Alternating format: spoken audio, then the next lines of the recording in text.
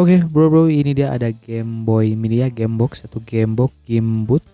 Biasanya sih kalau gue tuh nyebutnya tuh Gamebot ya, Gamebot. Jadi Game Boy Mini ini kita akan bongkar bro. Sebelumnya nih gue bikin video unboxingnya, dan video unboxingnya mungkin ada di deskripsi video di bawah ya untuk link pembeliannya. Jadi ini gue beli di online, dan misalkan teman-teman beli ini Game Boy ya, ada di video unboxing ya untuk link pembeliannya.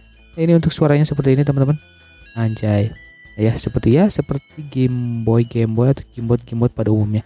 Biasanya kan yang Gamebot yang gamenya kayak gini tuh ukurannya tuh gede ya bro. Nah sekarang ini gue beli yang ukurannya kecil gitu ya. Bagus aja gitu, unik ya. Ini bagian belakangnya bro ya teman-teman, itu dia transparan juga. Ini bentukannya transparan, kecil, simple, dan ya gue penasaran di dalamnya seperti apa. Oke, kita copotin dulu bagian baterainya ya. Yo. Oke bro, ini dia untuk bagian baterainya. Di sini ada 2 biji baterai model LR44 plus ya. Oh betul, plus itu yang positifnya bro. Jadi pakai 2 baterai LR44 ya, tadinya lupa gue. Dan sekarang kita lanjut bongkar dulu aja sih casing Game Boy-nya ya. Lanjut.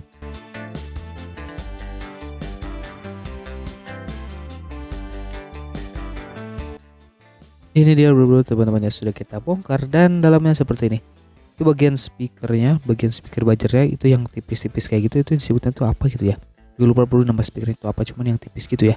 Sekarang kita coba copotin board yang di bagian mainboardnya ya.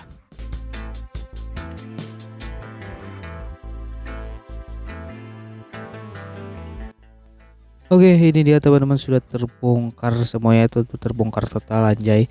Ini untuk bagian casing depannya ya. Ini bagian casing depannya seperti ini.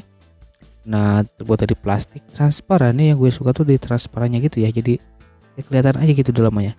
Terus ini tombol-tombol keypadnya gitu ya, tuh yang ada itunya tuh ya.